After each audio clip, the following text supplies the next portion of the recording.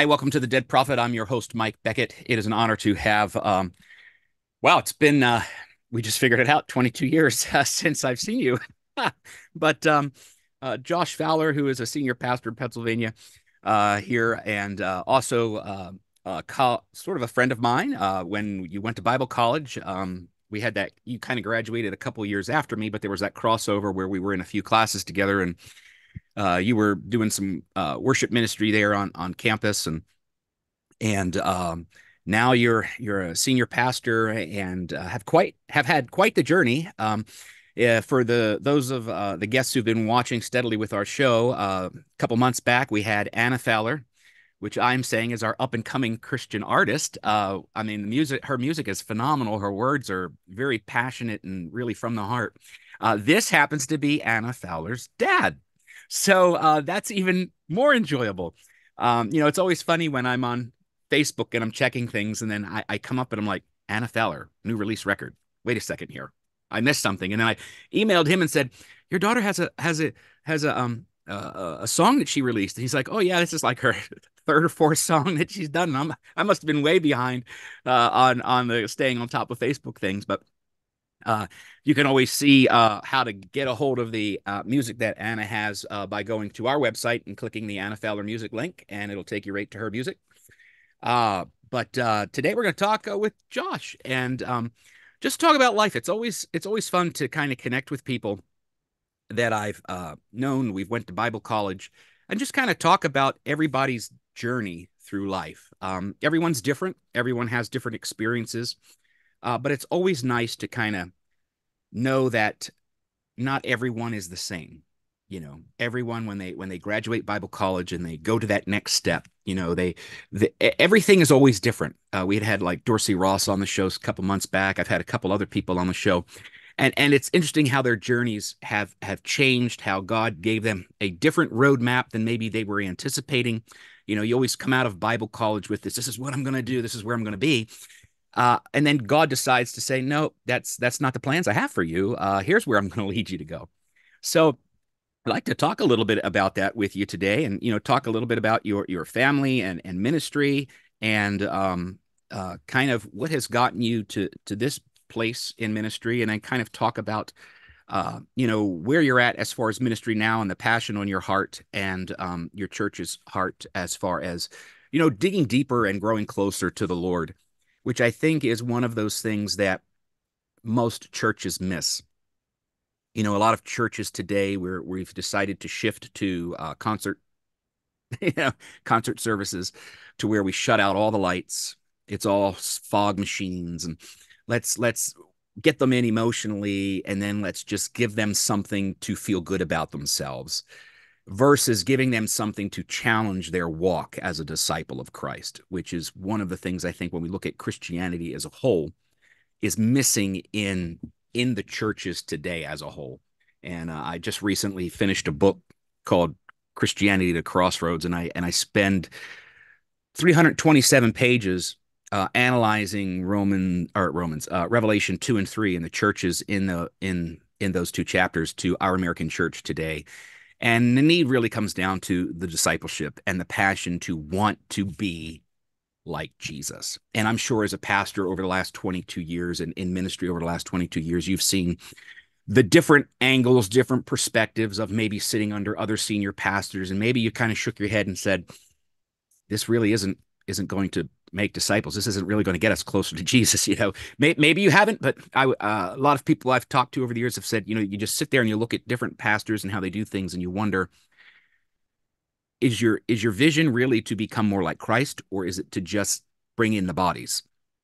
And so anyway, so tell us, you graduate Bible college, and you get kicked out there into the world of ministry. Did you go into ministry right away? How did that all pan out for you? Take us through the little journey. Yeah, sure. Thanks for having me on, Mike. I really appreciate this. Well, it's definitely been quite the journey the last 20 plus years. At Valley Forge, I went to now University of Valley Forge, just sensing a call into ministry and not sure what that looked like. Was it youth ministry, music? I was, really involved in worship, and throughout my years, it was really that my last semester, God solidified, I want you to pastoral ministry, pastor. Yeah. And so I launched out of Valley Forge, just feeling very unsure, still unsure. Like I went through 4 years of Bible college, but still had lots of questions. And I was like, Yeah. who am I to go and pastor people? And I remember having my exit interview with Dr. McLeod and feeling like I still need 2 or 3 more years.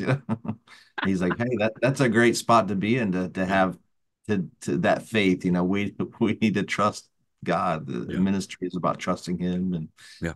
and so I was a youth pastor at in Milesburg, Pennsylvania. That was our first church Mhm. right out of college, and it was an interesting journey because I knew I felt called to pastor, a church someday, and didn't feel like it was at that time. I'll be on staff, I'll help, I'll support and learn.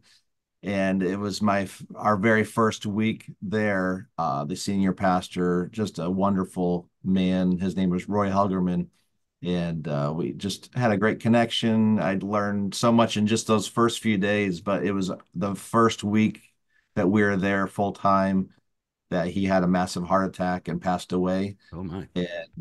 And it was just like, I think the church was in shock. I was in shock. And so our ministry really just, catapulted from there. It was just like God threw us into the furnace.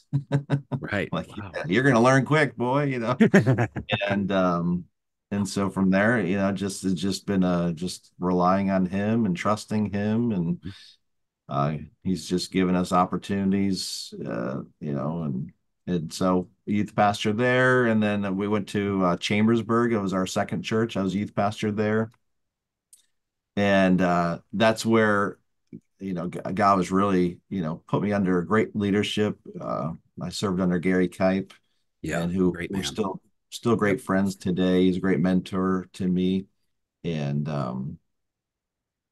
so I sensed a call, I was there for a few years, and I just knew like, okay, it's time to, God wants is calling us into pastoring a church. And I just felt comfortable to talk to Gary about that and say, hey, I just sense this is the season, the timing. And he was so gracious and so helpful. Um, and he didn't feel threatened at all. And he took the next year and a half, 2 years to kind of mentor me and say, hey, come alongside me and, go to board meetings and lead staff meetings, and just kind of really prepared us That's to great. pastor a church. And so that's what we're doing now. We're leading churches, and we have a passion for just church revitalization, seeing, dying churches, hurting churches come back to life again and be thriving and growing. And Yeah. and so that's what we've been doing the last, oh boy, bunch of years. So Aha, that's anyway. great. Well, there seems to me that you have had the opportunity to have something that most people don't get when they get out of Bible college. And it seems to me that you had a Paul. You had a Paul who sensed your heart, was humble enough to say, you know what? This ministry isn't about me. It's not about me being the senior pastor. It's about raising up other people to be able to take that next step when they are ready to become the Paul and to lead others in the same manner. And it sounds like out of many people I've had on the show, there's two things that seem to come up as challenges within churches today. One of those is the lack of when we send you out into the world with $55,000 in debt from a Bible college.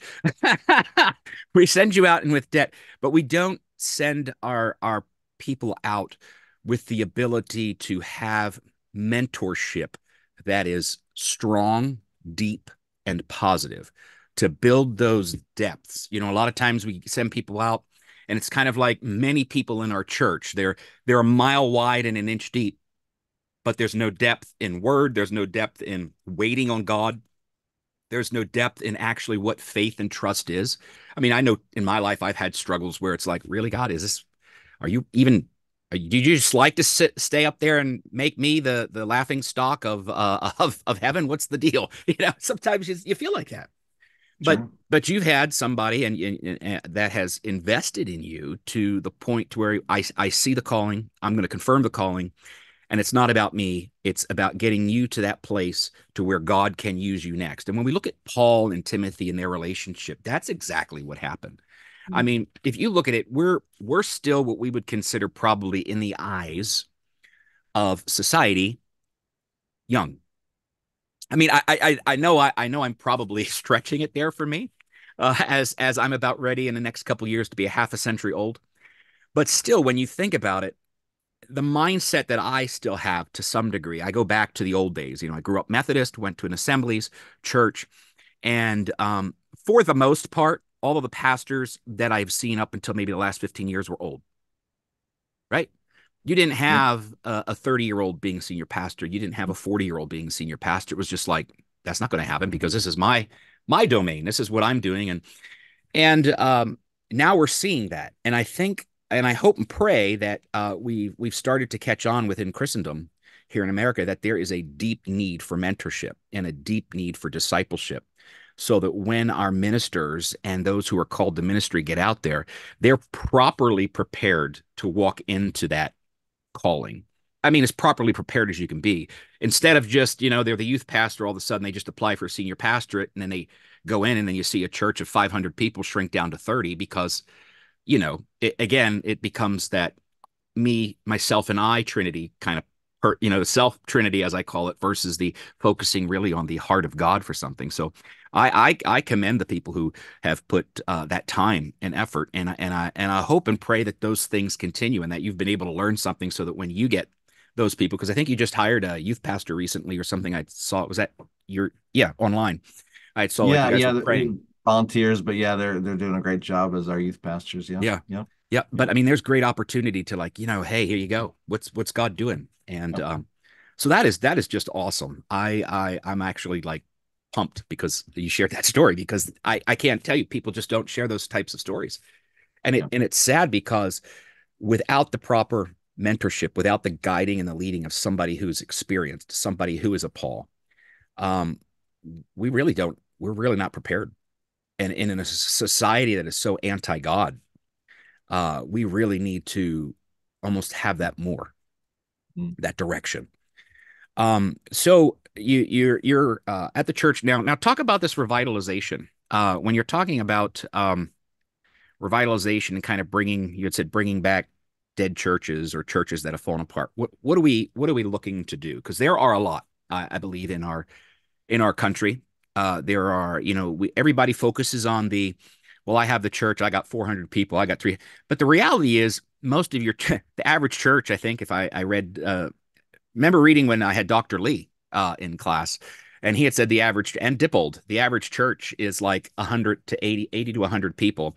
And it's usually just two pastors. One is paid and the other ones are volunteered. But that's usually how it is. They're not Yeah. these big mega churches that you think. So a lot of our churches are struggling churches, are small, Mhm. need some revitalization. So talk to me about what you do with that. Yeah, so it's a huge need, and there's different approaches to that. There's a big move with church planting, which is an incredible way to reach new people and reach unchurched people. And I know our heart has been just helping to see churches that are established that were once healthy and growing, but whether it's through leadership transition or church splits or just disunity, or it's usually a variety of things. The church has just kind of declined, plateaued, stagnated, lost focus on mission. And so, our approach has just been to, first of all, come in and just love on the people, get to know the people, hear their stories, figure out even where the church is at, because a lot of times they'll tell you, where they think the church is at, but until you're there and living there and seeing the community and the culture, you begin to recognize, okay, this is why maybe the church is where it's at. And Mhm. Yeah. here's some things that the Holy Spirit wants us to focus in on. And I think every church is unique of what those are, but I think there's probably general things for every church. Usually there's a loss of focus on mission. Why do we exist? Churches get into survival mode. They're Hmm. just trying to pay the bills and stay out of, can we just Right. keep our mortgage and not, Yeah. not shut the doors. So they get churches often when they're in decline go into survival mode. And so it's just really self-absorbed, self-focused. Okay, we need to, you know, just survive, just in that survival mode. So getting churches to dream again, Hmm. getting churches to believe that the promises of God are still true for Yeah. them. Maybe they haven't seen, you know, something, God do something what they think in the last bunch of years, but God can do it. He can still heal and Hmm. still Yeah. bring salvation and still disciple people. And Amen. and so I think, just instilling faith and encouraging them and getting them to just believe God to do what he does. Great. And then teamwork is another huge thing. Hmm. I think churches often struggle because they get into, what's usually termed like silo mentality. Every ministry has their own identity and their own mission, and they're trying to do their own thing, but trying to get a team approach. Hey, we're in this together. This is the body of Christ. Let's work together. Hmm. Let's love each other.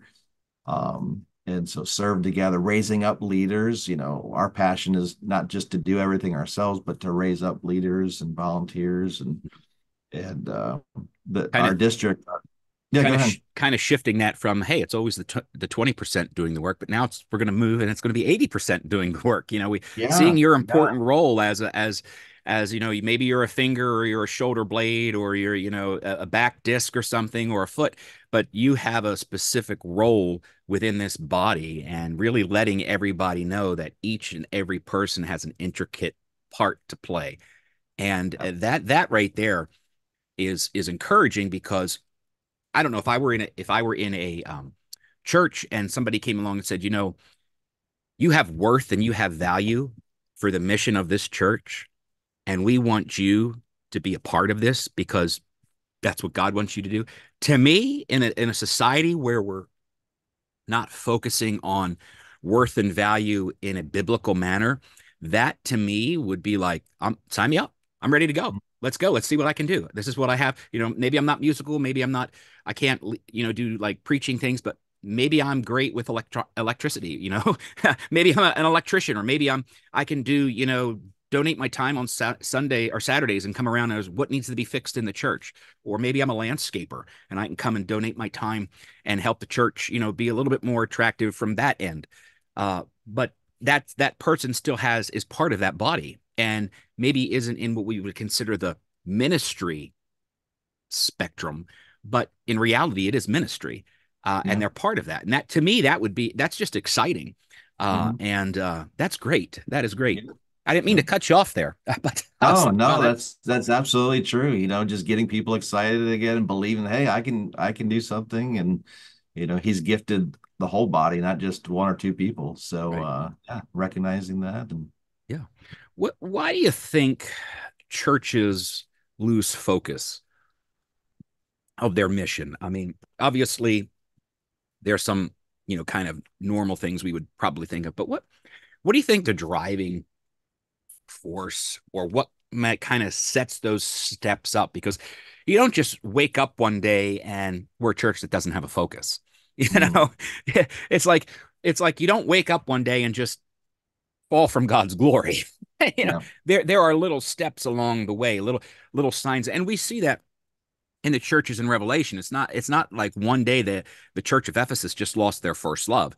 We're talking yeah, over a period of time where they compromised with the world here, or compromised there, that they really lost it and had no clue. So, what yeah. do you think of those contributing factors are that cause churches to kind of lose focus of their mission? Mm. I think it's similar to like marriages. Why do some marriages people wake up and like, oh, I'm not in love with you anymore. We want two different things. And I think it's like what you said, it's sometimes it's just the little things. We're not spending time with each other anymore. We're focused on our own needs. And that's probably the biggest one, focused on our own needs. So whether it's leaders or church people that come in, they just think, okay, it's consumer mentality. I'm here to get something. I'm here to have you sing my favorite songs, and I'm here to have you preach the sermon that I'm going to agree 100% with.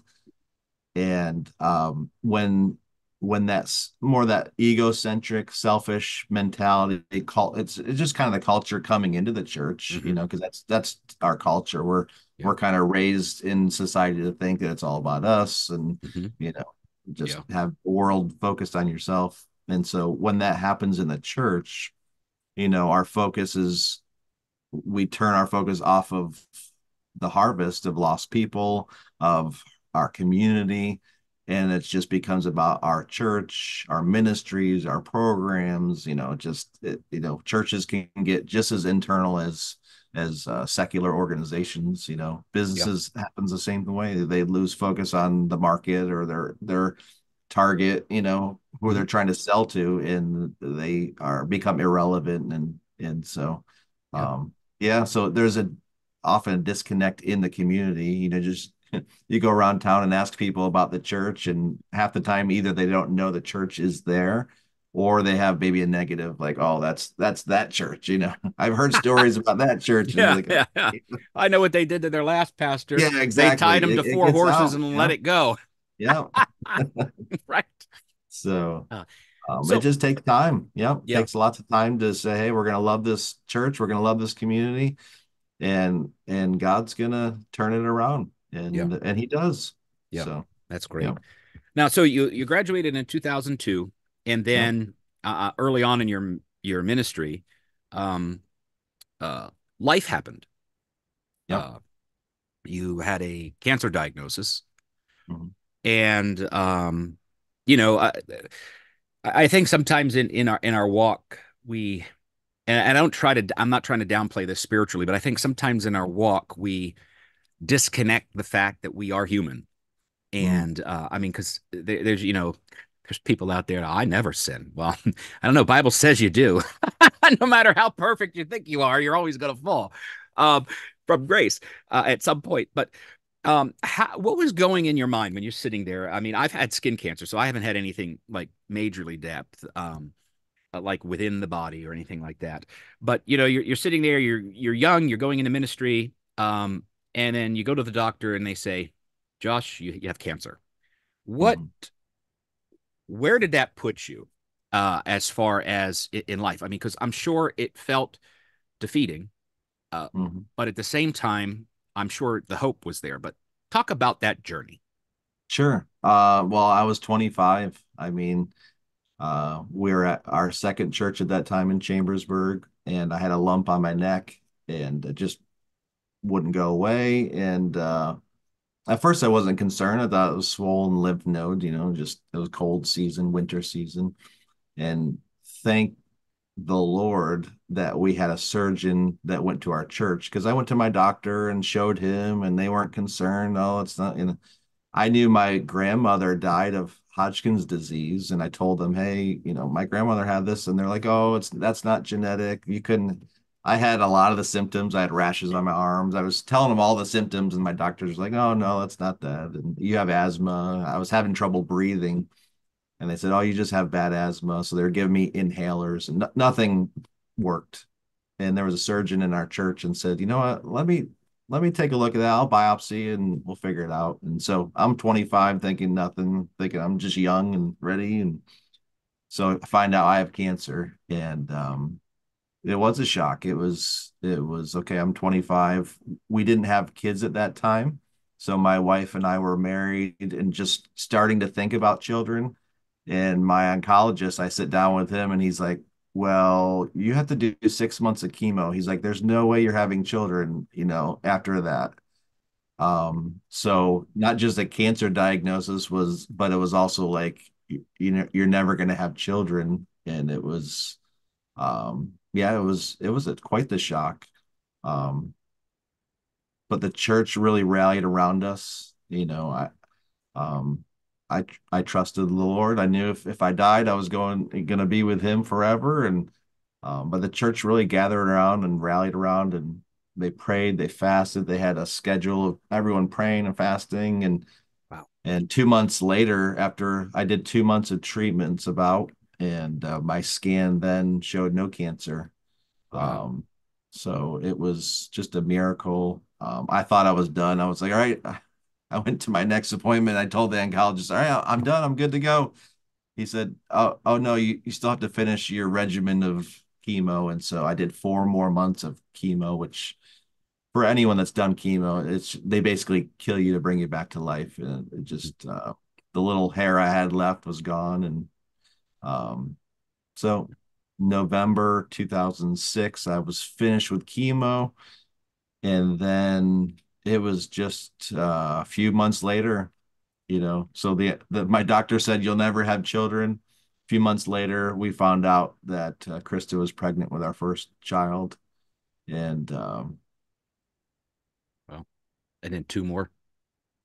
yeah, and then two more at first. So we found out we're pregnant. We were actually we were excited, but a little concerned. Okay, we just did 6 months of chemo. Is this baby going to be healthy, Yeah. viable? All those emotions start to go in your Yeah. brain, and she was born perfectly healthy, perfectly normal. We have three beautiful, healthy children. Um, And that first child is writing music, recording music, and just a wonderful inspiration for young people for worship. I mean, the time I had to spend with her on the show, I just the maturity beyond her years and the depth of love for Jesus that she has is just amazing because you don't see that in our young people today. It's a challenge just to get somebody excited to go to church. It's interesting. My wife and I were talking because, like I said, we are pursuing at this point whether it happens or not. We don't know because they're doing a get to know you, so we have to get to know them. They get to know us. But pursuing worship ministry positions and doing it tag teaming it together, which is something we've always wanted to do. And I've never seen my son be so excited to get up to go to church because he works the words. mm, He's up like an hour before I even have to get out of bed, and he's coming in saying, "All right, let's go." And I'm like, dude, I don't even have to get up for 45 more minutes, man. What's up with you? but but it is really encouraging to see the young people have a mm, passion for Christ and at a depth in the Word of God that holds them fast in those turbulent times. And I just think that's amazing. And of mm, course, that's credited to the discipleship that parents do. I mean, mm, the things that you guys are probably doing that just have instilled in that example. I mean, I I was flipped out with skin cancer. I was like mm. all flipped because it had been on my skin for like 3 years before I even realized, well, maybe I should go get the scab checked out. And when it goes too long, I know what happens. They just caught it in time. But I don't know if I could, when they're like my mom had thyroid cancer, three of my grandparents had prostate cancer. So, I'm sure I'm going to be taking the dog for scans. That's just kind of one of the things. But when you get Yeah, news like that, it does cause you to think, man, Lord, you called me to do something. How's this going to play out? And the yeah, doctors are telling me that I'm not going to be able to do something. And then all of a sudden, boom, God shows up in the midst of it and says, no, no, the doctors aren't going to be the one to determine what's going to happen. I'm going to be the one that's in control. And I think that's incredible that your church had a fasting schedule specifically for this. I don't think we teach enough about fasting and the importance of fasting for the body of Christ. Tell me what that was like. mm, Being 25, finding out that you have cancer, doctors are obviously telling you those news, and your church sets up a schedule to specifically fast for this situation. Literally, we are going to the throne room of God. We're going to sacrifice giving our food, eating our food at that. We're going to sacrifice something, and we are going to intercede for this couple, this individual that we love so dearly, Lord, because you have a call on his life. And as a result, God hears and moves. Like mm. what did that feel like? It was just humbling. Just felt very just grateful. Mhm. I just really feel that it was their faith that pressed through, and that's why I'm still living here today and still doing what I'm doing. And for us in that season, I was a youth pastor, and my wife and I have talked many times about this. We really believe that was just a huge discipleship moment in all those teens' lives. They saw a miracle happen. They Yeah. saw prayer, the connection, prayer, fasting, healing, and so many of them are still in ministry, or they're still serving Jesus, or they're actively in ministry, or so I think it was just Wow. so huge for the church and for our family and for Hmm. the kids. Yeah. um so yeah. Yeah. I don't think people really do understand the importance of setting time aside and sacrificing the sacrifice part of it to, Right. which is the whole part. Yeah. People think, well, if I'm fasting, I got to fast all day. I can't eat food. There's different ways to fast. Yeah. Maybe you're a video game binger. So Mhm. you give up your video games for that afternoon and you just spend time reading the word and pressing into the Lord and praying for those individuals and people. And you'll see as you're faithful to that, God will show up in your life and show up and begin to answer prayers that you thought could never happen. Yeah. I think that's the one of the things we don't do enough of, and we Mhm. also have a lot of abuse of in our churches today is the whole God can heal. We don't trust God enough in our society and in our churches to really do a miracle. Mhm. But then there's the other side that says we can just speak our miracle. So yeah, you've got two spectrums of the coin Mhm. here. But it's really a testimony, and especially like you said, those youth that you were with. What a powerful way for God to show young people that the same God who led the Israelites out of Egypt is the same God who is still alive today and can do a miracle to show that He's not dead. Yeah. That is Yeah. amazing. That is amazing. What are the um as a pastor, especially as a pastor with with that revitalization focus and working with churches that kind of have fallen from what they once were in the sense of being that maybe that pillar or that main light in the community.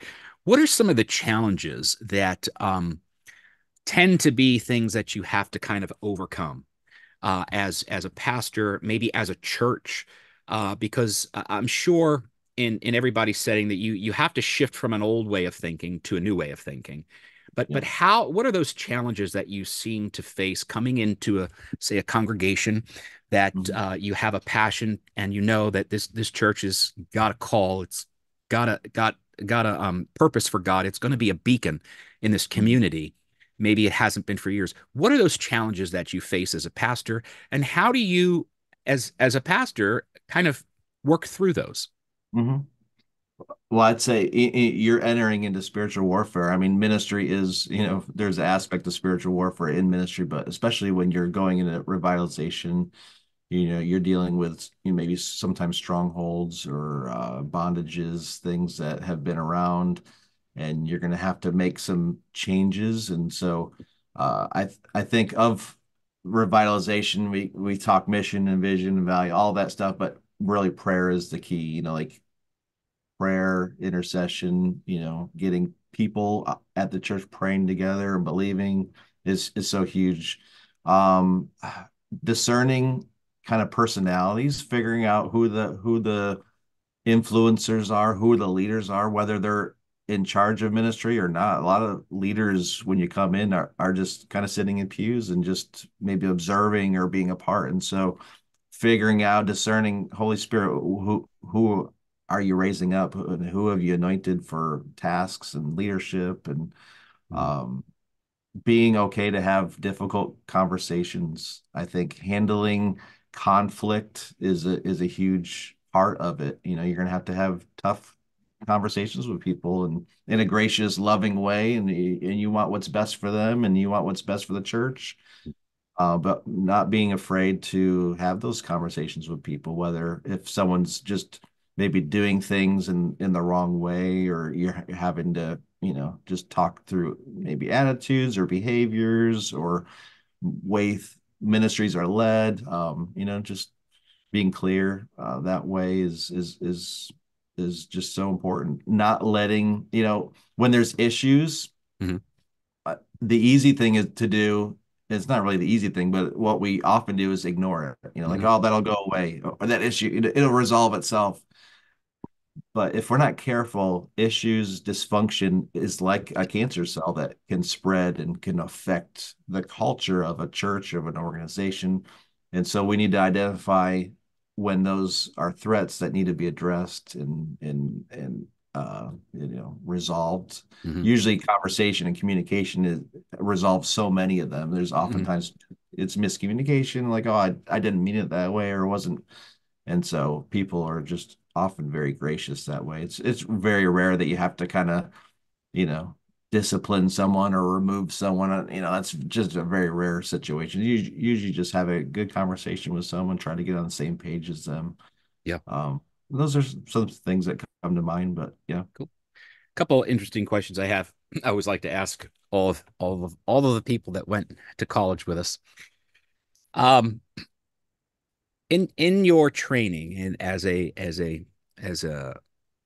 in Bible college, um, what would you say within your training? Were there any misconceptions that might have? You went through a class, like for example, in teaching, we learn all theory, but there's very little practical. And I think that happens a lot in just about any university you go to. There's a lot more theory than there's practical. But would you say there was anything that in Bible college that you would have loved to have seen done differently to help better prepare you for what you do today? I think with any education, it's what you put into it, Hmm. Uh, so I didn't just go to classes and things, but I think a lot of what I learned too is through the ministry teams. I did traveling teams with Valley Forge, and so a lot of that practical ministry Yeah. was, you know, it was just on the weekends we were playing at churches or giving our testimonies or having a little devotional preaching at camps. And so that for me was huge to have the classroom. Okay, this is what ministry looks like. And then on the weekends, okay, this You're is doing it. you Yeah. implementing it. And so there wasn't too much. I mean, there's always many things outside of graduation, like, wow, I didn't know that.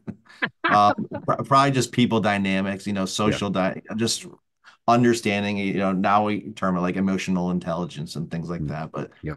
recognizing how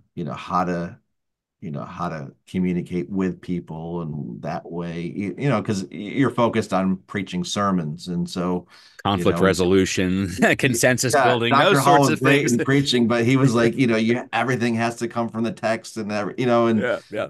and so you get out in the real world and people are like just normal regular folks that love Jesus. And Yeah. I remember graduating, and I was trying to preach sermons that were like so academic, so like graduate level, like we're gonna break down each Greek word and parse it, and people are just like, Yeah. like I had a hard time connecting Yeah. with people. And so my wife was very helpful, like, that's really not where people are at. Um, so Yeah. that helped me to say, okay, I need to change gears and change perspective of how to communicate to people. And Yeah. That's like um, I printed out once I got my book done, I printed out my book so that when I go to places and people bring me in to come and share, I adjust a few things in the book because it's they're set up. I mean, I just had somebody email me the other day and say that we're going to use this in our Sunday school class. We really like it. But I do a lot of academic work in it. It's mhm, definitely a scholarly thing. But I have it on the side so that if and when I go out to places, I kind of look at those spots and I break those down, or you know, I make yeah, them layman term, yeah, because really it's getting people where they're at. Um, yeah, that's pretty cool. I mean, you have definitely. I was going to ask the question. So, what did they teach you? But you kind of already said that, because you were fortunate enough to be one of the traveling teams. So, what you were actually learning in the classroom, you went out there and did on a regular basis. And I yeah, know I had worked with. I think when I was in college, when Brother Greco was still alive, um, we had gone somewhere in Pennsylvania for the New Jersey summer camps, and they had brought a Southeastern team in, and we worked with that. But it was just neat to see the connection that they had with the students, the connection they had with everybody there, and being able to see that modeled. Again, I think is also another great way to encourage young believers to hey, this stuff can be real Yeah. if I I let think it.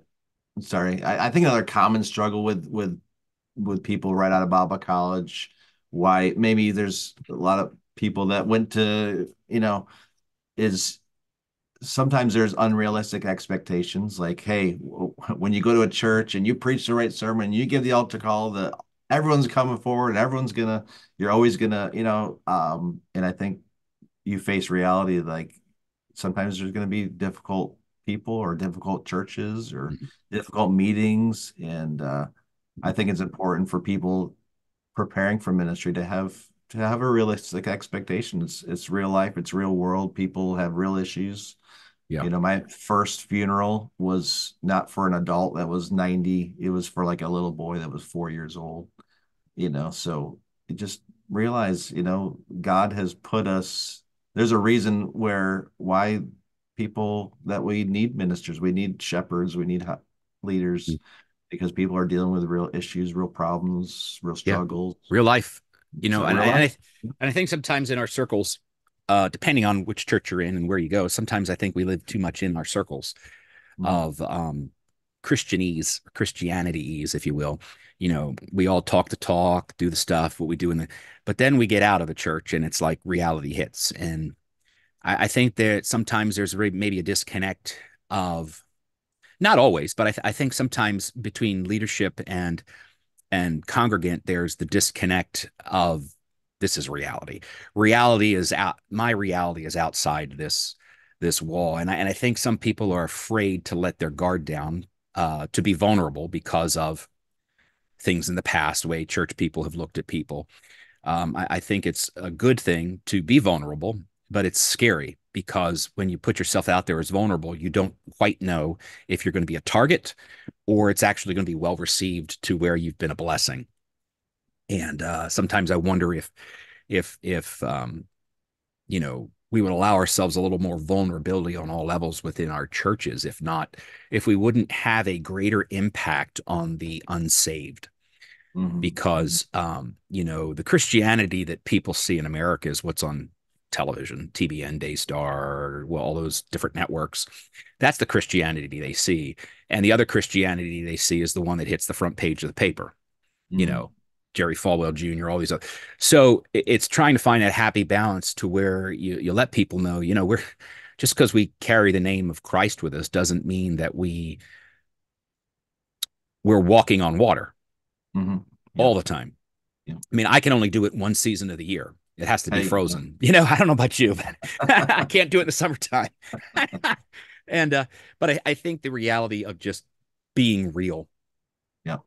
needs to come back to the church. Mhm. And I Mhm. think when people come to the point to where I can just be real, this is who I am, and I'm loved and accepted for who I am, and I'm going to know that this is where I'm at, but this is not where God wants me to be. He Yep. wants me to grow through that. Maybe you got people who struggle with anger, people who Yep. struggle with depression, and people don't want to talk about that stuff because it's embarrassing. It's they feel like they're worthless because God says I shouldn't be this way. I should be striving, but I think we lose sight of the fact that reality is our everyday life. What God wants to do is take those weaknesses, those parts that are needed for growth, and allow us to let Him come in and start to remold them and crack them out and chip them out like a masonry would do. Yep. Yep. Any closing thoughts? Anything you would like to say to any of our viewers in regards to what we've talked about today, to encourage them in their walk? Because every believer, and I'm sure you do at times, have those moments where you sit there and you're thinking as you're reading your Bible or you're just like, God, I got nothing. I got Yep. nothing. I don't know how to respond maybe to the situation. I don't know how. I don't even know what you want me to say on Sunday. I'm just so just it's not coming. What could you say to people to encourage them to not throw the towel in? I mean, because I think a lot of times in our culture, like you said, our culture has come into our church. We've allowed it to on many different levels. And how do we, knowing that culture's going to come in, how do we set ourselves up for success to grow as disciples of Christ, even when we're having those times? Mhm. You know, to pastors, I'd just say don't give up. Um, Trust God. I'd probably just say to everybody, don't give up. Trust the Lord.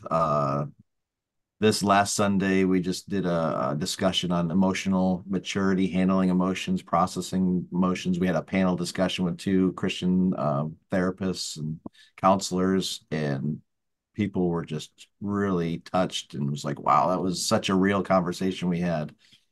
We deal with real struggles, real issues, real problems. So don't give up. Keep faithful. Stay faithful with the Lord. And God's so good. I mean, he will lead you, he will guide you. Trust the Holy Spirit to guide your steps.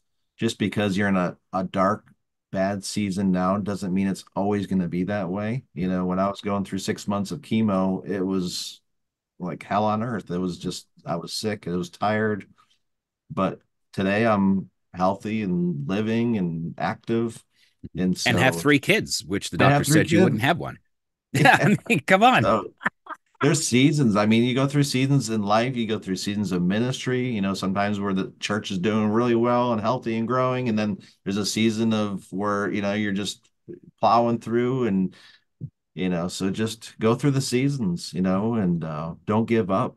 We need pastors, we need leaders, we need people that will say, hey, we're gonna trust God to do a new thing in this community, to new thing in this church.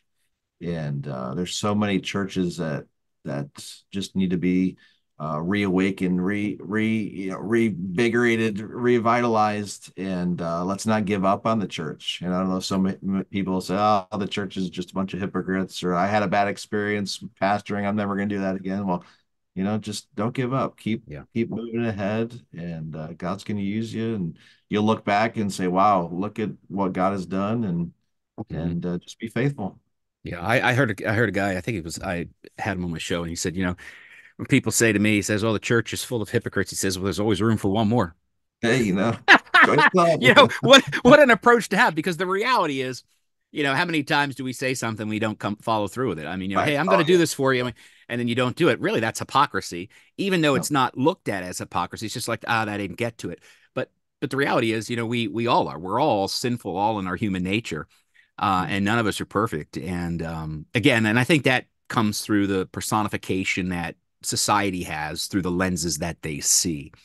But yeah, that's encouraging, not to give up, to stay firm in your faith. And I think that was really cool. Even when you're having a dark moment, it doesn't mean you're going to stay there all the time. Yep. Because there are times that, people have dry seasons. It's like, I'm trying to, Lord, what are you trying to show me? I'm like pounding on your door and nobody's opening. I can't figure out what it is you want me to do. And it might take 9 months for you to get the answer. I mean, Michael wrestled with you know wrestled with that demon back in the Old Testament. Just to get a message to a Yeah. prophet. So I mean, it's real.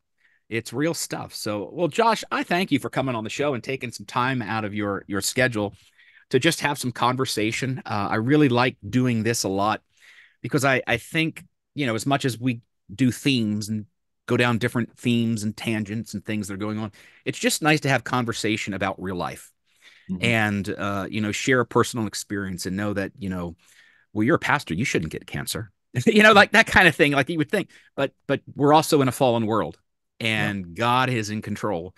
And when the people of God choose to stand up and be faithful, Mm. we see the miracles of God in individuals' lives. Not that it always happens. I mean, we Yep. can't say that it's got to always happen, but we do see the mercy and grace of God moving a lot more when we petition his throne selflessly.